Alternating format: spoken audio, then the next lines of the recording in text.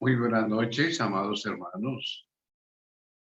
A nombre de nuestro técnico, el ingeniero Ronald Alberto Puentes, y de este servidor, Miguel Ángel Puentes, les damos la bienvenida a esta inspiradora serie, como ha resultado ser el santuario, la sombra de la cruz. Esperamos ser ricamente bendecidos con el tema de hoy, muy espiritual, excelente, ya lo verán. Bien, entonces voy a pedir esta noche, y claro, no le he avisado con tiempo a la hermana Clarena, que ella nos dirija en oración, y la hermana Yolanda Salazar nos dirija al final en oración. Así que espero esa colaboración de ustedes para empezar entonces nuestro tema de esta noche. Listo, hermano. Padre amado, que estás en las alturas de los cielos, en esta noche nos congregamos tus hijos, Señor, para aprender y escuchar más de tu palabra, para adorar y alabar tu santo nombre. Te pedimos, Señor, la unción de tu Santo Espíritu para el siervo que has escogido, Señor, que seas tú hablando a través de él y que disponga nuestros corazones, Señor, para recibir tu Santo Espíritu y escuchar el mensaje que tienes para nosotros en esta noche. Asimismo, te ruego la bendición sobre cada una de las personas aquí reunidas y sus familias. Límpianos de todo pecado, Señor. Dispón nuestros corazones, rodéanos con tus ángeles para que podamos escuchar, Señor, y aprender y aplicar tu palabra a nuestras vidas. En el nombre de Jesús oramos. Amén. Amén.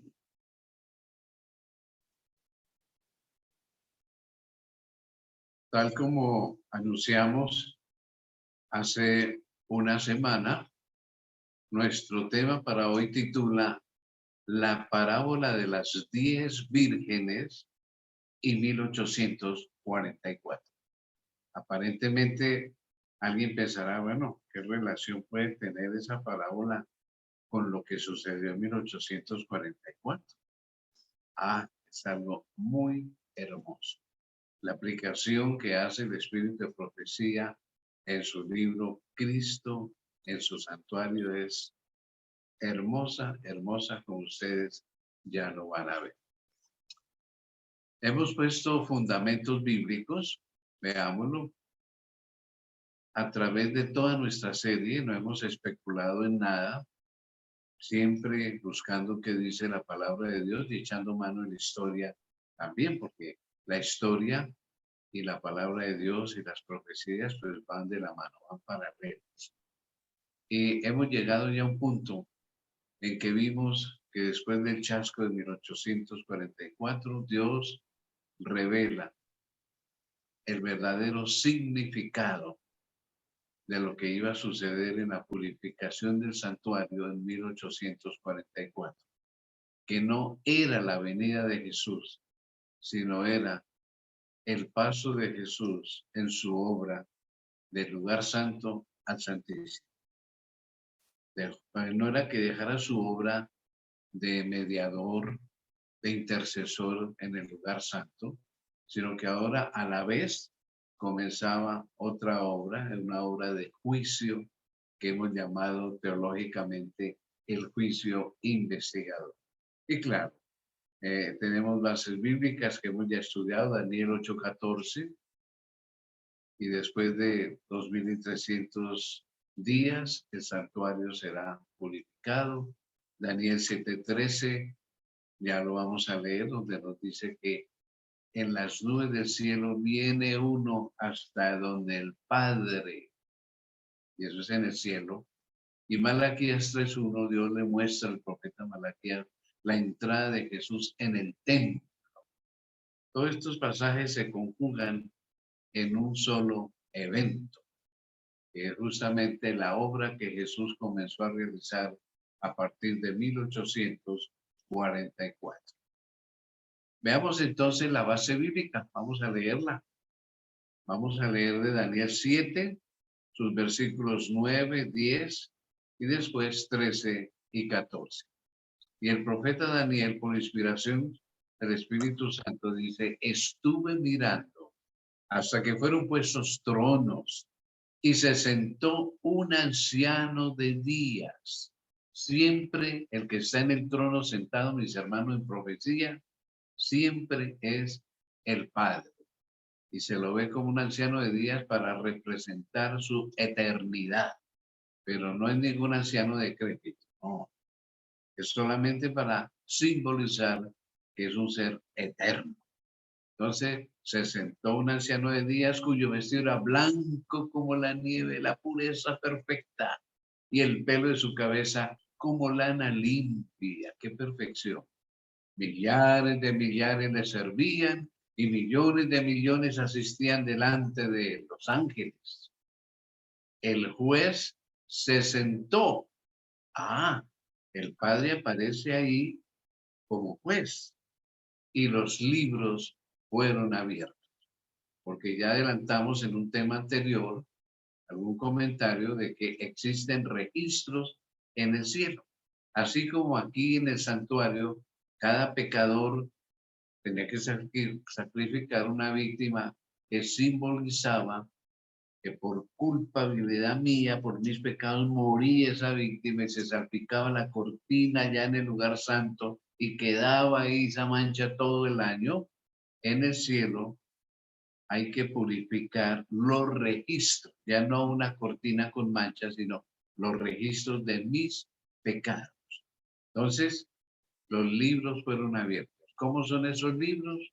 No sabemos. Hoy que tenemos memorias y computadores, no nos imaginamos cómo será la tecnología de Dios para almacenar billones de datos. Sigue diciendo Daniel, miraba yo en la visión de la noche, es una visión, y he aquí, con las nubes del cielo venía uno como un hijo de hombre.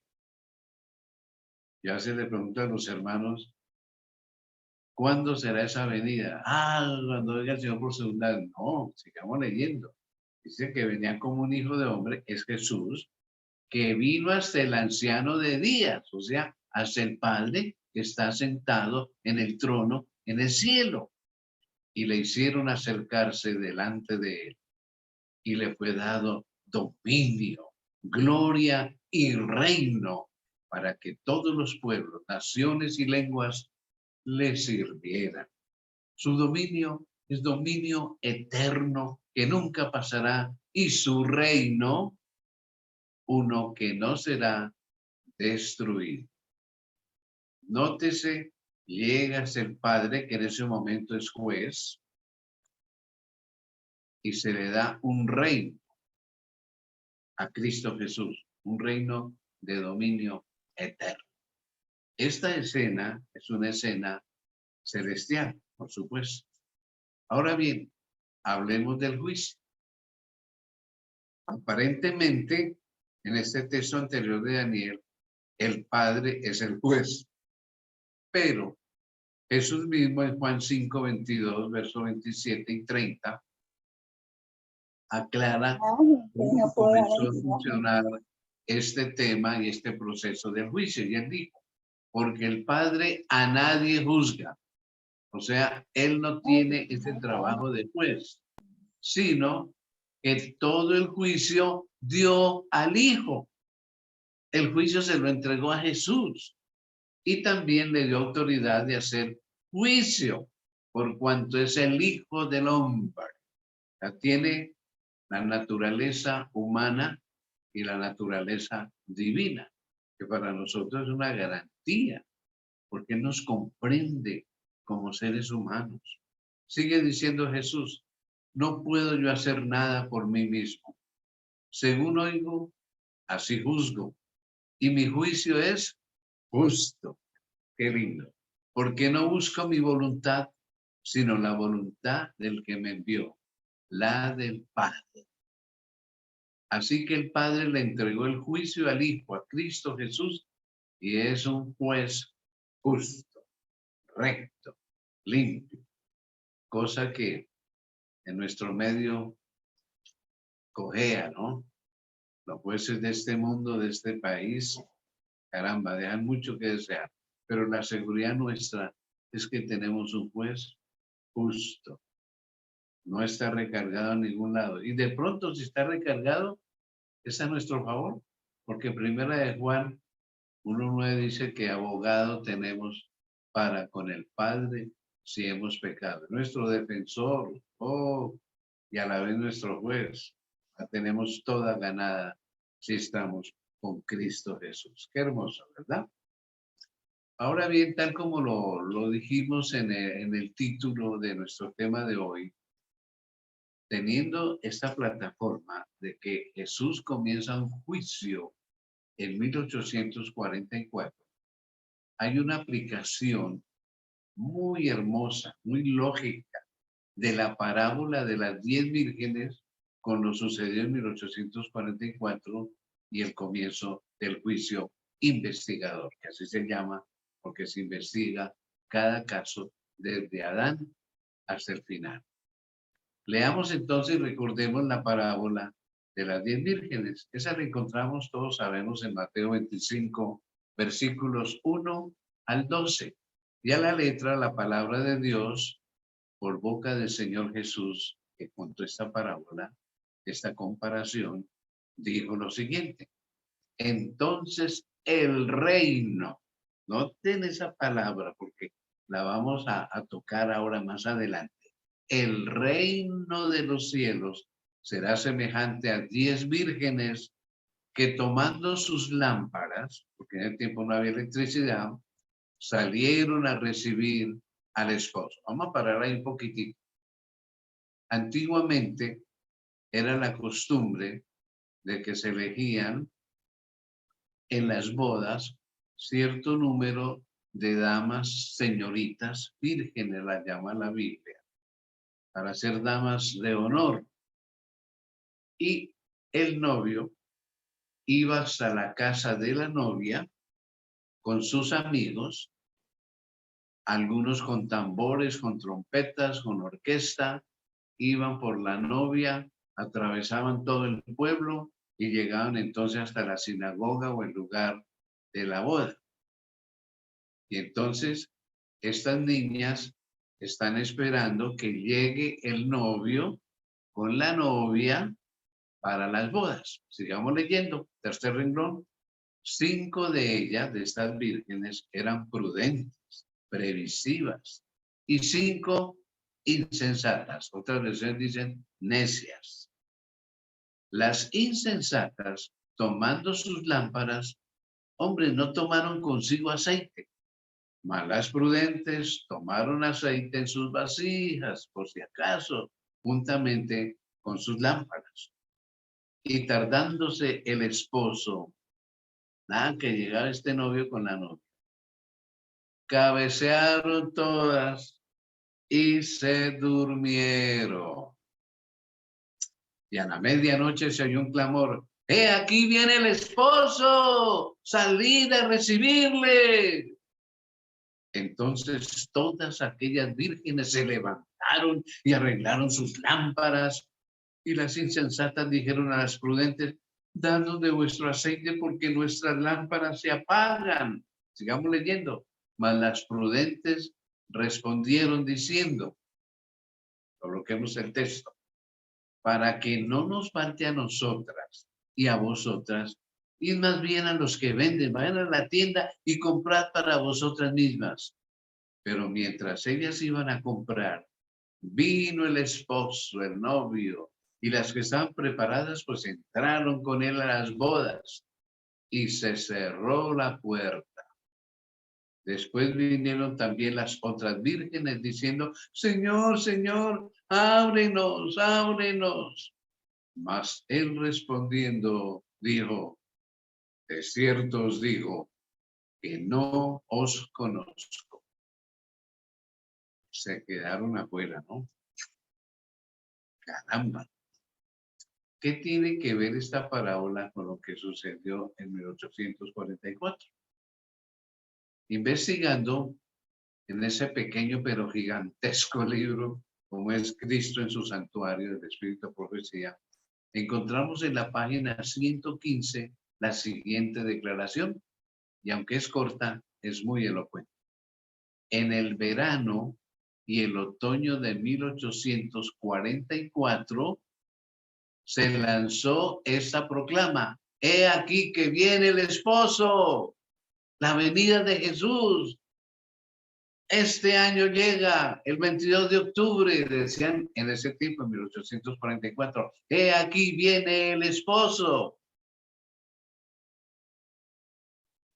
Ahí está entonces, se comienza a interpretar la parábola. Sigue diciendo, se conocieron entonces las dos clases de personas representadas por las vírgenes prudentes y fatuas para ese tiempo, 1844. Una, la que esperaba con regocijo la aparición del Señor y se habían preparado diligentemente para ir a su encuentro. La otra, las fatuas, que presas del temor y al obrar por impulso, por emoción, se habían dado por satisfechas con la teoría de la verdad, pero estaban destituidas de la gracia de Dios. Y ya eso lo estudiamos en un tema anterior. Hubo gente sincera que se preparó para encontrarse supuestamente con el Señor. Y otros, como dice aquí el pasaje, por miedo, porque la mayoría lo va a hacer, por si las moscas, bueno, pero no se prepararon espiritualmente.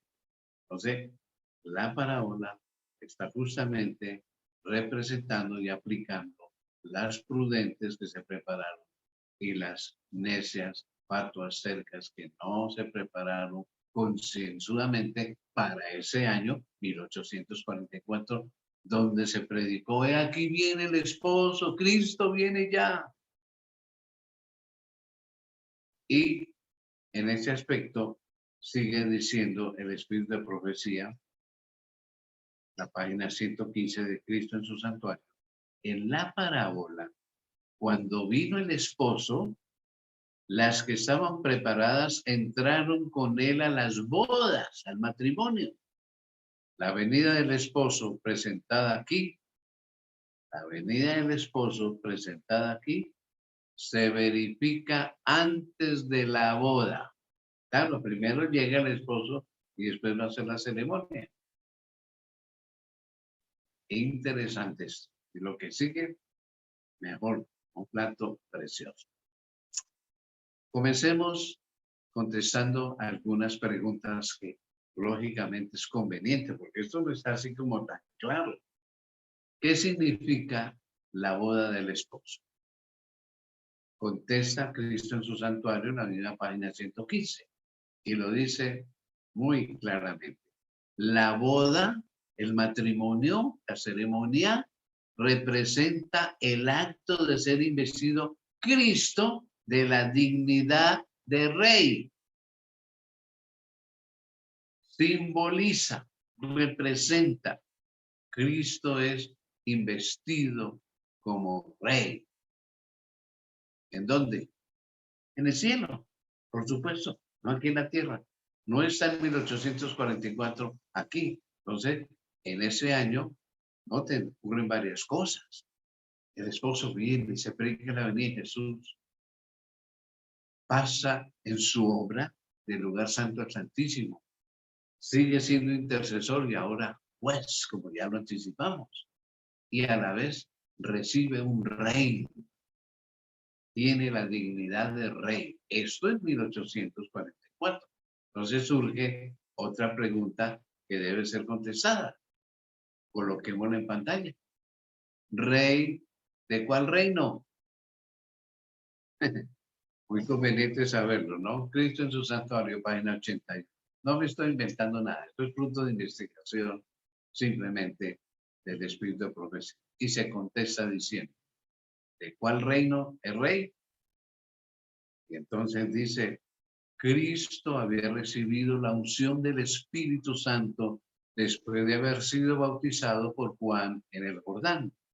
Y el reino de Dios, que habían declarado estar próximo, se estableció mediante la muerte de Cristo. Este reino No era un imperio terrenal como se les había enseñado a creer. Y seguimos leyendo. No era tampoco el reino venidero e inmortal que se establecerá cuando el reino y el dominio y el señorío de los reinos por debajo de todos los cielos será dado al pueblo de los santos del Altísimo. Tampoco es ese. Ese reino eterno en el que todos los dominios le servirán y le obedecerán a él todavía no es, según Daniel 7:27. Entonces, ¿rey de cuál reino? La expresión reino de Dios, tal cual emplea la Biblia, dice Cristo en su santuario, significa tanto el reino de la gracia como el de la gloria. ¡Wow! Entonces, es coronado rey de dos reinos. ¿Cómo así?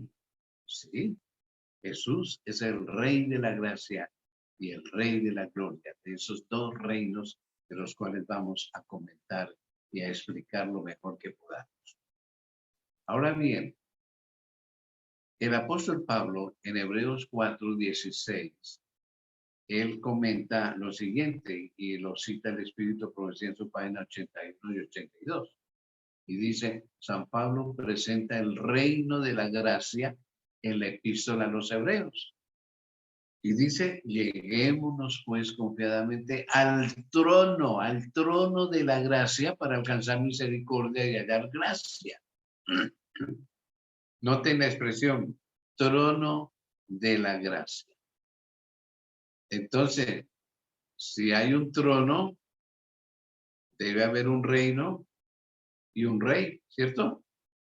Veamos lo que sigue diciendo la inspiración. El trono de la gracia representa el reino de la gracia, pues la existencia de un trono presupone la existencia de un reino. Acerquémonos al trono de la gracia, porque hay un reino de la gracia. Y si hay un reino y un trono, pues tiene que haber un rey también, ¿cierto? Dice en esa parte, explicándonos la inspiración, el reino de la gracia, mucha atención aquí, fue instituido inmediatamente después de la caída del hombre, cuando se ideó un plan de redención de la raza culpable. Este reino existía entonces en el designio de Dios y por su promesa y mediante la fe, los hombres podían llegar a ser sus súbditos del reino de la gracia. Note que habla ahí que fue instituido inmediatamente después de la caída del hombre, de Adán y Eva. Ya lo vamos a explicar a continuación. Sin embargo, vamos a leer, seguir leyendo. Sin embargo, no fue establecido. Note que se usó la palabra instituido en el Edén y ahora dice, sin embargo, no fue establecido. Una cosa es instituir y otra cosa establecer. No fue establecido en realidad hasta la muerte de Cristo. Entonces, el cumplimiento del plan de redención quedó asegurado. Amén. La promesa de salvación hecha a la pareja culpable en el Edén quedó ratificada. Bendito el Señor. El reino de la gracia, que hasta entonces existía por la promesa de Dios, quedó establecido. Lo que hemos venido estudiando en las lecciones de escuela sabática acerca del libro de Hebreos. Los sacrificios de animales simbolizaban, representaban el sacrificio perfecto de Jesús. La gente ponía fe de que sus pecados iban a ser perdonados y la paga del pecado, que es muerte, la consecuencia de pecar es morir eternamente, Jesús la iba a sufrir en mi lugar. Esa gracia es el regalo que yo no merezco, la salvación, porque soy pecador. Esa gracia, ese reino de gracia se promete al comienzo, se instituye al comienzo pero llega a ser una realidad en la cruz del Calvario, establecido realmente con la muerte de Jesús. Ahora sí, antes la gente del Antiguo Testamento, por fe, esperaba que sus pecados fueran perdonados, pero solo fue real hasta la cruz de Cristo. Y para nosotros el camino está abierto. Qué hermoso, ¿no? Qué precioso. Ese es el reino de la gracia. Entonces, hablemos un poquito del reino de la gloria. En Cristo en su santuario, página 81, nos explica. Asimismo, el trono de la gloria representa el reino de la gloria. Y a ese reino se refería el Salvador en las palabras de Mateo 25, 31 y 32, cuando el Hijo del Hombre venga en su gloria y todos los santos ángeles con él, todos los ángeles. Por eso Apocalipsis dice que habrá un silencio de media hora en el cielo, porque todos los ángeles se vienen. Entonces se sentará sobre el trono de su gloria. Él mismo lo dijo. Se sentará en su trono de la gloria. Y si hay un trono, hay un reino. Y si hay un reino, hay un rey. El rey de la gloria. Este reino está aún por venir. Se establecerá en ocasión del segundo advenimiento de Cristo. Entonces, nótese, se promete ese reino con la muerte de Jesús en la cruz. Se instituye, pero no será establecido, no será una realidad hasta cuando venga por segunda vez por los redimidos. Espero que no quedemos confundidos. Para ello, nos hemos ingeniado aquí un cuadrito, mucha atención en sus pantallas, de sus celulares, de sus computadores. A ver si podemos hacernos entender de una manera bien sencilla este tema del reino de la gracia. El reino de la gracia fue instituido en el Edén. Cuando peca Adán y Eva, Génesis 3:15, promete que finalmente la serpiente que representa a Satanás, su cabeza será pisoteada. ¿Qué quiere decir instituido? A ver, les coloco un ejemplo personal, que no me gustan casi los ejemplos personales, pero aquí cae bien. Yo hace unos años necesité registrar una empresa en la Cámara de Comercio. Entonces yo fui a ver qué requisitos debía llenar. Y efectivamente alisté los documentos, llené unos formularios, pagué un impuesto y me quedó instituida, registrada una empresa que hasta el día de hoy se llama Plenitud Proyectos. Pero no llegó a ser una realidad hasta que hice el primer contrato y extendí papeles con mi número comercial que me dio la Cámara de Comercio. Ahí ya fue realidad. Mientras tanto, solo fue instituido. En una institución registré todo, la Cámara de Comercio. Bueno, así es el reino de la gracia. En el Edén, Dios instituye.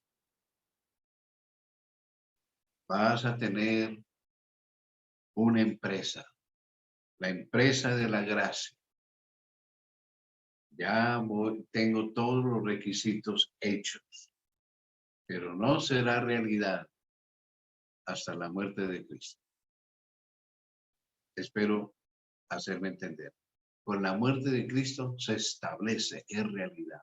En el Edén se promete la gracia, el don que no merezco de ser salvo, perdonado.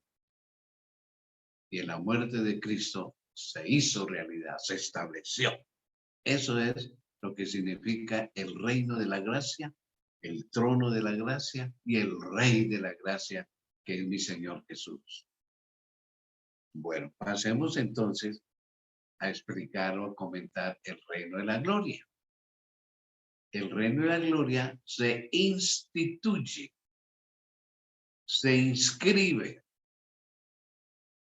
se asegura que será una realidad en la cruz del Calvario. con la muerte de Jesús. Se llenan los requisitos para que venga un reino de gloria, de glorificación, de perfección, de salvación eterna ya. Se instituye en la cruz del Calvario. Cristo abre esa puerta. Y ahí está Él coronado como Rey de la gracia y de la gloria. Y ese reino se le dio en 1844, según explica el Espíritu de Profecía. Pero no será una realidad, no será establecido ese reino de gloria hasta cuando Él venga para llevarnos a ser sus súbditos de ese reino eterno de gloria, cuando nuestros cuerpos van a ser transformados y glorificados, porque estos cuerpos glorificados van a estar en un reino de gloria. Qué lindo es Dios, qué hermoso. Pongamos entonces los dos reinos juntos. Acá vamos a quitarle los movimientos. Nuestro técnico, exacto, a todo, coloquemos en pantalla todo. Este es un lapsus mío de haber dejado estos movimientos. Bien, entonces aquí está el reino de la gracia. Se instituye, se funda, se promete en el Edén. Se establece en el Calvario. En la muerte de Jesús se hace realidad la salvación de todos. Obviamente, los que acepten la gracia del Señor, se arrepientan y anden en sus caminos. Entonces, en la misma cruz, en ese momento, se instituye, se promete el reino de la gloria, la salvación eterna, la morada eterna con Jesús. Pero no es una realidad hasta la segunda venida de Jesús. ¿Sí nos quedó claro? Eso espero. El reino de la gracia se promete en el Edén. Es una realidad con la muerte de Jesús. Y en la muerte de Jesús se promete un reino de gloria. Y es una realidad cuando Jesús regrese por nosotros. Qué lindo es eso, ¿no? Es como un juego de ajedrez. Qué hermoso. Dios con todo organizado, con todo previsto para nuestra salvación. No ha dejado nada, nada al azar. Todo está fríamente calculado. Es Dios y nos ama y nos quiere tener en el reino de la gracia, si yo acepto a Jesús como mi Salvador y el perdón que me ofrece, y me quiere tener en el reino de la gloria, si yo me preparo para Él llevarme a ese reino. Ahora, volvamos un poquito atrás y comencemos o recomencemos con una pregunta. ¿Qué significa la boda del esposo? Ya lo dijimos con lo que contesta el espíritu de profecía. Pongámoslo atrás en pantalla porque hay que comentarlo. Cristo en su santuario, página 115. La boda representa el acto de ser investido Cristo de la dignidad de rey. Y ya dijimos que por inspiración del Espíritu de profecía, eso fue en 1844. Pero entonces, a raíz de esta boda en ese año y en el cielo, que Cristo es coronado rey, eso es lo que significa la boda, el matrimonio de él. Entonces surgen preguntas, ¿como cuáles? ¿Rey de cuál reino fue entonces coronado en ese momento? Reino de la gloria. Rey de la gloria. Ya no de la gracia, porque ya en la cruz se hizo realidad el reino de la gracia. Entonces, ahora en 1844 es una realidad el reino de la gloria. Está listo, está preparado para cuando Él venga llevarnos a ese reino. Y claro, ahora surge aquí una pregunta que yo sé que en la cabecita de algunos de nosotros está dando vuelta. Si se casó en el cielo y significó era coronación, ¿con quién se casó? ¿Quién es la novia? Pongamos ahí la pregunta en pantalla. ¿Quién es entonces la novia? Y claro, Yo desde niño, desde jovencito, lo he leído y he escuchado sermones donde se predica que la novia, la esposa de Cristo es la iglesia. Sí, San Pablo le hace esa aplicación. Pero la palabra de Dios le da la interpretación. Apocalipsis 21, 9 y 10 dice lo siguiente, y es muy claro. La ciudad santa, la nueva Jerusalén, que es la capital de su reino, reino de gloria, y lo representa, se llama la novia, la esposa del Cordero. ¿Cómo les parece? El ángel dijo a Juan, ven acá, te mostraré la novia, la esposa del Cordero. Me llevó en el espíritu, agrega el profeta, y me mostró la santa ciudad de Jerusalén descendiendo del cielo desde Dios. Y esto lo asegura la página 116 de Cristo en su santuario. ¿Cómo les parece? Entonces Cristo se casa con una ciudad. Sí, porque dice aquí que esa ciudad lo representa y va a ser la morada de su iglesia, de sus hijos. Y es como una novia, no hay novia fea.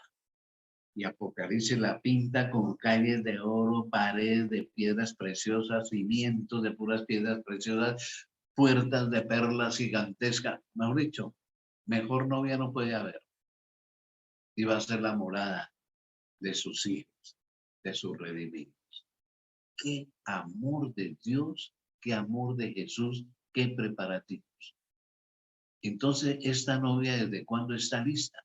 Pues según esto que venimos estudiando, está lista desde 1844, porque ahí fue el matrimonio de Jesús, el esposo vino a las bodas, fue coronado rey de ese reino de gloria y la capital y la representación de ese reino de gloria en la nueva Jerusalén. Está esperando por nosotros, está vacía, esperando que tú y yo aceptemos el llamado del Señor, nos preparemos, que le demos la oportunidad al Espíritu Santo de transformarnos, de hacernos semejantes en carácter a Jesús para poder ir a morar allá en esa ciudad incomparable. Todo lo ha previsto Dios meticulosamente. Por eso esta doctrina del santuario es tan hermosa para mí, esto es bellísimo. Sigue comentando Cristo en su santuario en la página 116. En el Apocalipsis, el pueblo de Dios lo constituyen los invitados a la cena de las bodas, a la recepción. Si son los invitados, no pueden también representar a la esposa. Obvio.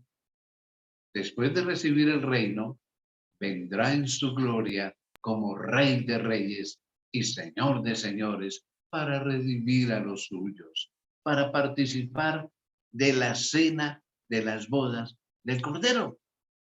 Y el ángel me dijo, escribe Juan, bienaventurados, felices los que son llamados a la cena de las bodas del Cordero. Y me dijo, estas son palabras verdaderas de Dios. ¿Nos queda claro? Jesús fue coronado rey y su capital es la Nueva Jerusalén y es tan hermosa como una novia y es la morada de sus hijos. Él es el rey de la Nueva Jerusalén. La Nueva Jerusalén es su esposa donde van a vivir sus redimidos. Y nosotros estamos invitados a la recepción.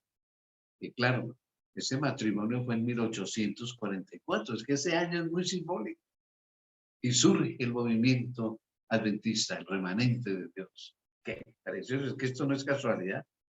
Dios tenía todo fríamente calculado. Entonces, somos invitados a la recepción a la cena de las bodas. Qué descubrimientos tan lindos. Volvamos al comienzo. En el verano, páginas 115 y 116, en el verano y en el otoño de 1844 se lanzó esta proclama: «He aquí que viene el esposo, la segunda venida de Jesús». En el tiempo señalado, sí, vino el esposo, no a la tierra como el pueblo lo esperaba, sino hasta donde estaba el anciano de días, el Padre, en el cielo, a las bodas, es decir, a recibir su reino. Yo espero que nos esté quedando claro este tema tan precioso. Y el siguiente párrafo termina de aclararnos lo que estamos diciendo. Su pueblo no iba a asistir en persona. En 1844 no vivíamos nosotros todavía. No iba a asistir en persona a su pueblo a las bodas, ya que éstas se verifican en el cielo, mientras que ellos, nosotros, estamos en la tierra. Los discípulos de Cristo han de esperar a su Señor cuando haya de volver de las bodas, pero deben comprender su obra y seguirle por fe mientras entra en la presencia de Dios. En ese sentido, se dice que ellos van con Él a la boda. Como creemos en Jesús, le seguimos por fe, simbólica, representativamente, vamos con Él. Él nos representa allá en las bodas. No estamos presenciales, vamos a ir a la fiesta, pero Él nos representó en esas bodas en 1844.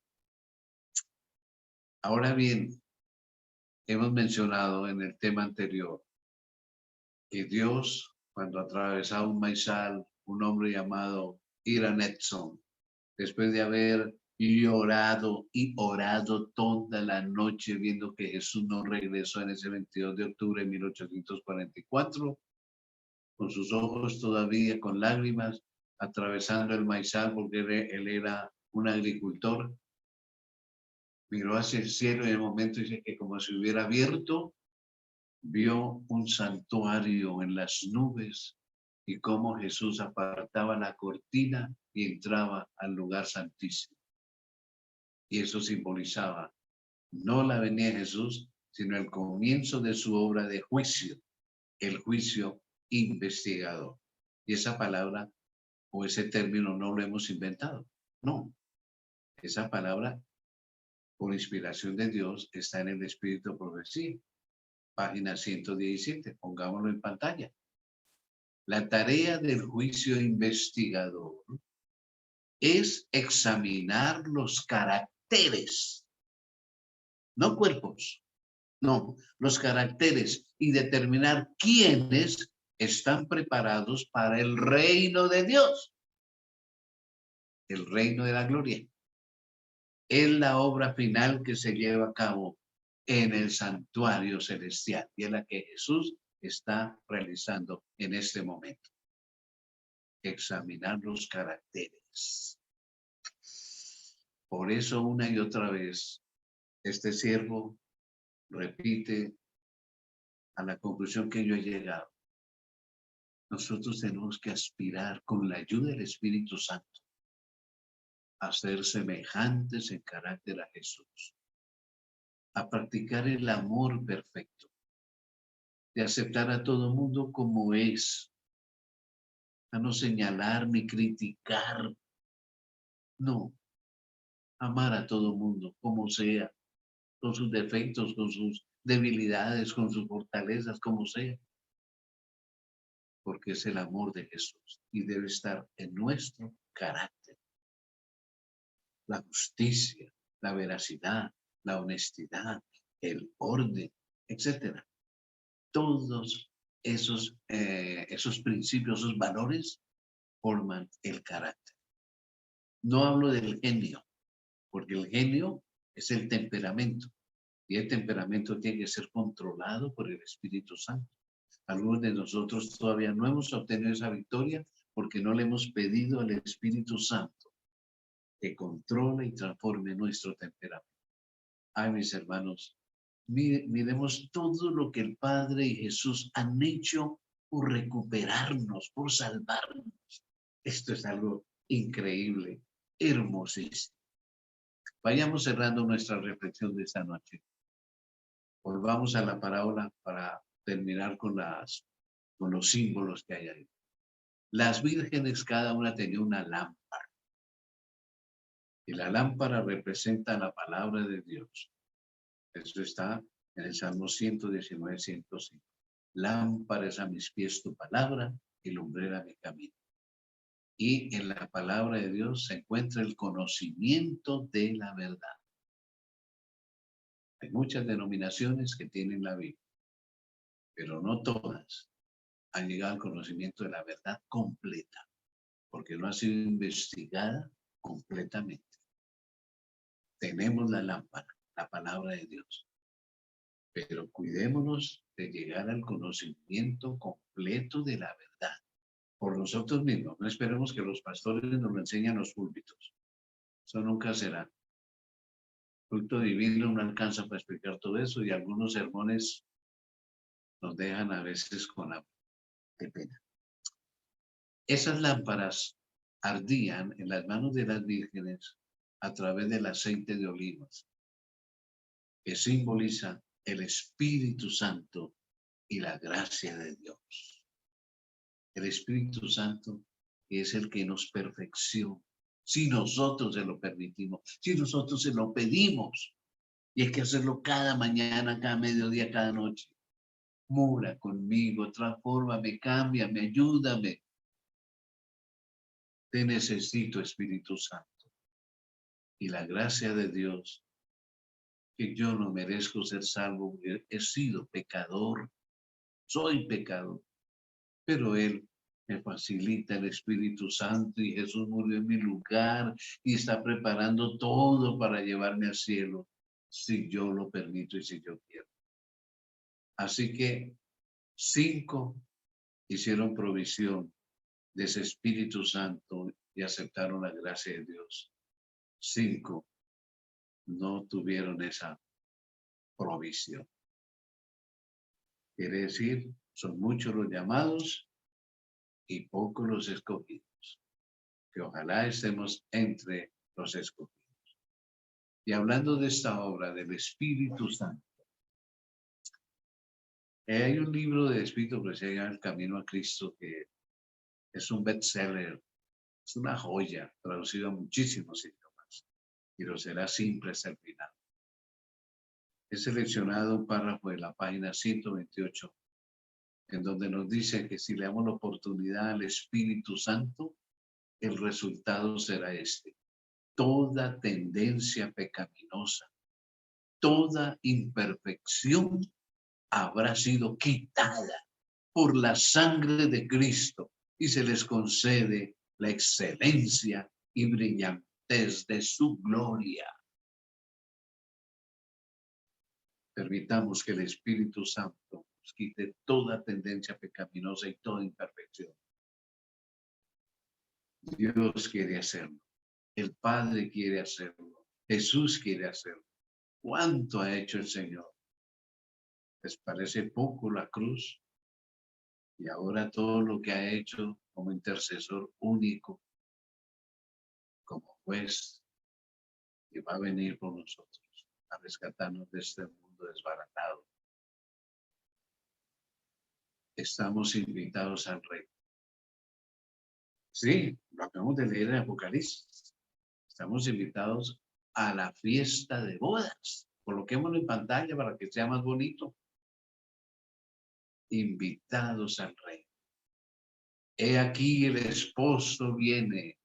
Salid a recibirle. Si Él viene y vamos a recibirle, quiere decir que nos hemos preparado con la lámpara, con el aceite, con la imagen de Jesús en nuestras vidas para poder ir con Él a la fiesta de bodas y quedarnos eternamente con Él. En la Nueva Jerusalén, 1000 años y después en esta tierra nueva eternamente, para siempre. Caramba, que esto nos estimule a reconsagrarnos cada mañana y cada noche a nuestro Salvador, el amado Jesús. Esta noche, como en todos los demás temas, yo siempre supongo que Jesús tiene algo que decirnos al final de la reflexión. Y Él nos dice esa noche lo siguiente: estoy esperando a que mi Padre me dé la orden para ir a buscarte y traerte a la cena de bodas. Te suplico, prepárate. Todo está a tu disposición para tu salvación. Tratemos de oír esa súplica de amor casi con lágrimas. Prepárate. Todo está a tu disposición para tu salvación. Alguna vez leí una prosa en donde la prosa cuenta que Jesús está recorriendo las calles de oro de la Nueva Jerusalén y lo acompaña el ángel Gabriel. Es algo imaginario, pero tiene una lección preciosa. Y entonces Gabriel mira a Jesús, lo ve triste y ve que escurren unas lágrimas por sus mejillas. Y dice: Señor, ¿qué te sucede? Algo pasa. Sí, Gabriel, estoy triste. ¿Y por qué estás triste, mi Señor? Porque he preparado este lugar para mis hijos, pero ellos no quieren venir a casa. Pero ¿cómo puede ser? Dice Gabriel. Si fuiste a la tierra, viviste tan pobre, tan humilde, dice tu vida, sufriste tanto por ellos, ¿cómo es posible que no quieran venir acá? Sí, Gabriel. Muchos no quieren venir acá y estas calles y estas moradas están vacías. Mis hermanos, la ciudad, y no solo la ciudad, Jesús, el Padre, los ángeles, el Espíritu Santo, están esperando por nosotros. Espero que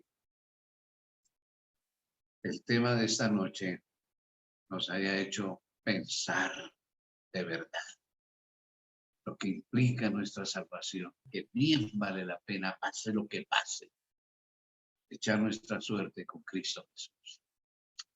Y bien, como todos los demás temas, demos oportunidad a preguntas, a inquietudes, aportes sobre el tema de esta noche. ¿Hay alguien que le ha quedado alguna duda, algo que no se entendió del tema esta noche? Puede prender su micrófono y con todo gusto entonces trataremos de contestar.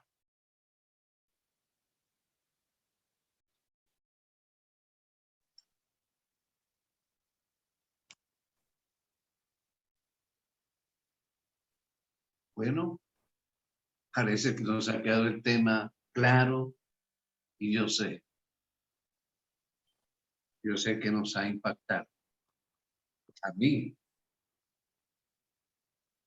soy el primero en haber sido impactado. Claro que sí. Bueno, terminemos entonces nuestra reunión, como es ya nuestra costumbre, con una oración. La hermana Yolanda Salazar nos va a despedir en oración.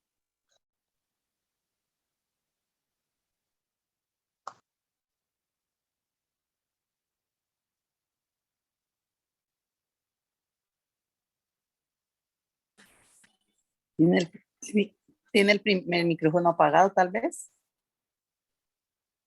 Sí, tiene el micrófono apagado. Hermana Yolanda, le habíamos pedido desde el principio la oración. Entonces vamos a pedir una voluntaria o un voluntario. Prenda su micrófono y dé gracias a Dios por el tema de esta noche. Ok, pastor, oremos. Alabado Padre Celestial, tú que moras en la altura de los cielos, alabamos tu santo nombre. Tú eres grande y poderoso, omnisciente y omnipotente. Hoy que nos encontramos, Señor, reunidos, veo una gran mayoría, 33 personas aquí. Tú has prometido que donde hay 2 o 3 reunidos en tu nombre, tú estarás allí. Y creo que esta noche todos pudimos sentir que tú derramaste el Espíritu Santo, no solamente sobre el pastor, sino sobre todos nosotros. Te agradecemos, Señor, por este mensaje que nos trajiste hoy, que quede en nuestras mentes, en nuestros corazones, que podamos seguir viviendo día a día contigo. Te suplico que bendigas a cada familia aquí representada y que podamos seguir haciendo estas reuniones. Te suplicamos en este momento también, Señor, que seas tú con la gente de Ucrania, con todo el país, con todas las personas que sufren, también con los que están en Rusia. Son muchos los que no quieren esa guerra. Te suplicamos especialmente, Padre amado, por esos hermanos de la iglesia que están orando. Los hemos visto por la televisión orando en la mitad de los parques de rodillas, pidiéndole por misericordia por el país. Y te pedimos, Señor, que seas tú en estos momentos con cada uno de nosotros y que podamos, que a pesar de que entendemos que escrito está y tu regreso está pronto, pero más importante que todos podamos estar preparados y que podamos cada uno de nosotros de alguna u otra manera llevar una alma a tus pies para que la venida de tu Hijo amado sea pronto. En el nombre de Jesucristo, amén.